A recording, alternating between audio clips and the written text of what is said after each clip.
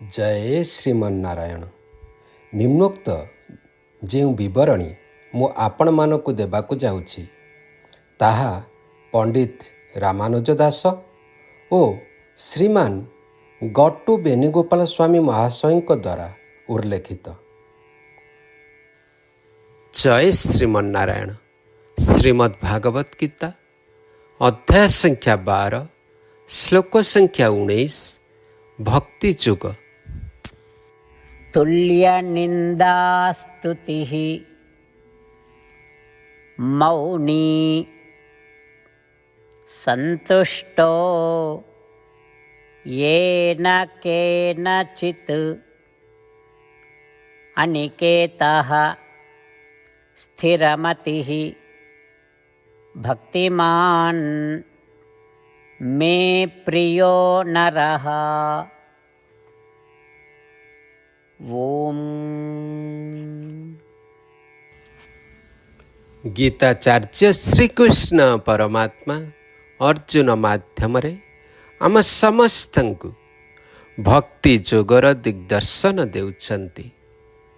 परमात्मा कहउछन्ति जणे भक्त जे अपमान प्रशंसा एवं प्रत्याख्यान को समान सहित व्यवहार करती एहीपरि भक्त मो पाई प्रिय अटंती। जड़े भक्त जे क्रमागत भावरे आत्मा उपरे ध्यान करती एहीपरि भक्त मो पाई प्रिय अटंती।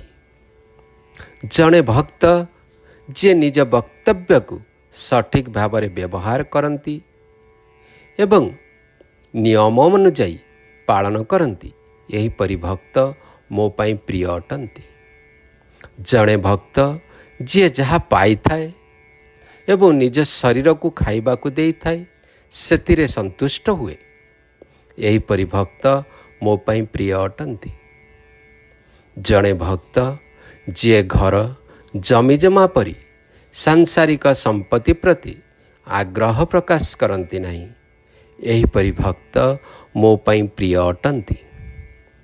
जड़े भक्त जे मो उपरे संपूर्ण विश्वास करती मो पाई सर्वदा उत्सर्गीकृत होइथांती एहीपरि भक्त मो पाई प्रिय अटंती। एहीपरि श्रीकृष्ण परमात्मा या स्पष्ट करुछंती जे जेउ माने फल न चाही कार्य करिबा समय यही गुणगुड़ी को जागृत करिथांती से माने तांको पाई अत्यंत प्रिय अटंती। आसंतु श्रीकृष्ण परमात्मा शिक्षा उपर ध्यान करिबा। आसंतु फल इच्छा न करी आमर कार्यकलाप जारी रखिबा। आसंतु यही गुणगुड़ी को गोटिए पर गोटिए जागृत करने को चेष्टा करिबा। श्रीकृष्ण परमात्मा का पाई प्रिय हेबा को चेष्टा करिबा। श्रीकृष्ण परमात्मा श्रीमन्नारायण निकट में आत्मसमर्पण करी आम जीवन को अर्थपूर्ण करने को चेष्टा करुवा बेले आसंतु श्रीकृष्ण परमात्मा शब्द को मन रखिबा और पुनरावृत्ति करिबा। जय श्रीमन्नारायण। तुल्यनिन्दास्तुतिर्मौनी सन्तुष्टो येन केनचित् अनिकेतः स्थिरमतिः भक्तिमान् मे प्रियो नरः। जय श्रीमन्नारायण। पवित्र ग्रंथ भगवत गीतार सार भगवान श्रीकृष्ण अध्याय 18 एवं श्लोक 65-70 वर्णना करछन्ति। भगवान श्रीकृष्ण कहिछन्ति सेही व्यक्ति माने मोर अति आपणार जो माने मोर एही 8टी उपदेश को मानती आउ पालन करती। मु मोर सेही भक्त मानू सदा सर्वदा रक्षा करे जो माने मोर एही उपदेश को मानती एवं सेमानक जीवन में प्रतिपादित करती। भगवान श्रीकृष्ण ठारू संपूर्ण भगवत गीतार ज्ञान शुणिला परे अर्जुन कहिथिले करिसे वचनम तवा अर्थात हे श्रीकृष्ण मु आपणकर प्रतिटी वाक्य और उपदेश को पालन करी। तार फलस्वरूप भगवान श्रीकृष्ण अर्जुन को समस्त प्रकार विजय ଓ ସଫଳତା ପ୍ରଦାନ କରିଥିଲେ। ଆସନ୍ତୁ ସେହି ପରମାତ୍ମା ପ୍ରଭୁ ଶ୍ରୀକୃଷ୍ଣଙ୍କ ପାଖରେ ଏହି 8ଟି ବାକ୍ୟ ପାଳନ କରିବା ପାଇଁ ପ୍ରତିଜ୍ଞା ନେବା।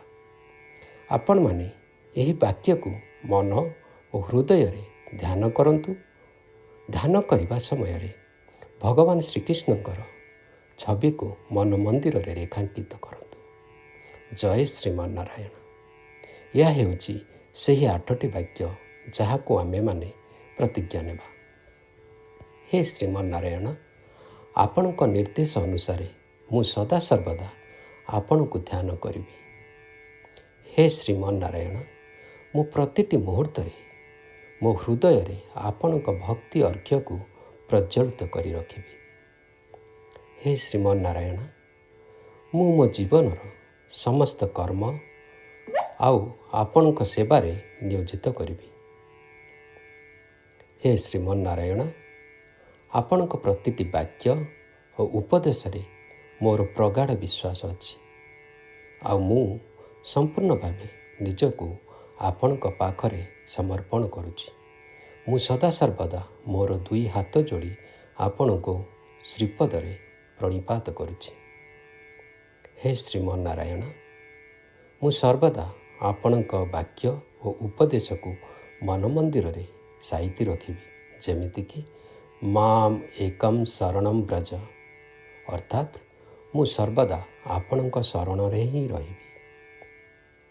ହେ ଶ୍ରୀମନ୍ନାରାୟଣ, ଆପଣ କହିଥିବା ବାକ୍ୟ ମା ଶୁଚାଃ, ଏହି ବାକ୍ୟକୁ ସର୍ବଦା ମନେ ରଖିବି। ଆପଣଙ୍କ ଆଶ୍ୱାସନା ଅନୁସାରେ ମୁଁ ସର୍ବଦା ଆପଣଙ୍କ ସତ୍ତାକୁ ଅନୁଭୂତି କରିବି। ତାଦ୍ୱାରା ମୁଁ ନିଜକୁ ଭୟ ଓ ଦୁଃଖଠାରୁ ଦୂରରେ ରଖିପାରିବି। ହେ ଶ୍ରୀମନ୍ନାରାୟଣ, ଆପଣ ସଂସାରର କଲ୍ୟାଣ ପାଇଁ ଶ୍ରୀମଦ୍ ଭଗବତ ଭଳି ଯେଉଁ ମହାନ ଗ୍ରନ୍ଥ ପ୍ରଦାନ କରିଛନ୍ତି, ମୁଁ ପ୍ରତିଦିନ ଗୋଟିଏ ଶ୍ଲୋକ ପଠନ କରିବି ଅଥବା ଶୁଣିବା ପାଇଁ ପ୍ରତିଜ୍ଞା ନେଉଛି। ହେ ଶ୍ରୀମନ୍ନାରାୟଣ, ଆପଣ ପ୍ରତିଟି ମନୁଷ୍ୟର କଲ୍ୟାଣ ପାଇଁ ଆଉ ଦୁଃଖକୁ ହରଣ କରିବା ପାଇଁ ଯେଉଁ ଶ୍ରୀମଦ୍ ଭଗବତ ଭଳି ମହାନ ଜ୍ଞାନ ପ୍ରଦାନ କରିଛନ୍ତି, ତାର ପ୍ରଚାର ଓ ପ୍ରସାର ପାଇଁ ସଦାସର୍ବଦା ଚେଷ୍ଟା କରିବି। ହେ ଶ୍ରୀମନ୍ନାରାୟଣ, ଆପଣଙ୍କ ପ୍ରତିଟି ବାକ୍ୟ ଏବଂ ଉପଦେଶର ପାଳନ କରିବା ସଙ୍ଗେ ସଙ୍ଗେ ମୁଁ ମୋର ଦୈନନ୍ଦିନ ବ୍ୟବହାରରେ ତାହାକୁ ପ୍ରତିପାଦିତ କରିବି। ମୁଁ ମୋ ଜୀବନର ପ୍ରତିଟି କର୍ମ ଆପଣଙ୍କୁ ସମର୍ପଣ କରିବି। ମୁଁ ପ୍ରଭୁ ଶ୍ରୀମନ୍ନାରାୟଣଙ୍କ ଠାରେ ମୋର ନିଷ୍ଠା ଓ ଭକ୍ତି ସର୍ବଦା ପ୍ରଜ୍ୱଳିତ କରି ରଖିବି। ଜୟ ଶ୍ରୀମନ୍ନାରାୟଣ। କରିଷ୍ୟେ ବଚନଂ ତବ। ହେ ଶ୍ରୀକୃଷ୍ଣ, ମୁଁ ଆପଣଙ୍କ ପ୍ରତିଟି ଗୀତା ଉପଦେଶ ଆଉ ନିର୍ଦ୍ଦେଶକୁ ମୋ ଜୀବନର ପ୍ରତିଟି କର୍ମରେ ସମ୍ପାଦନା କରିବି ଓ ଆପଣଙ୍କ ପାଦକମଳରେ ମୋର ଭକ୍ତି ଅର୍ଘ୍ୟ ପ୍ରଦାନ କରିବି। ଜୟ ଶ୍ରୀମନ୍ନାରାୟଣ। तुल्यनिन्दास्तुतिः मौनी सन्तुष्टो येन केनचित्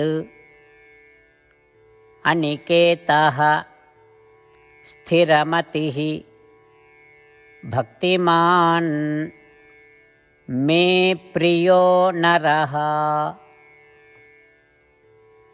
ॐ तुल्यनिन्दास्तुतिर्मौनी सन्तुष्टो येन केनचित् अनिकेतः स्थिरमतिः भक्तिमान् मे प्रियो नरः।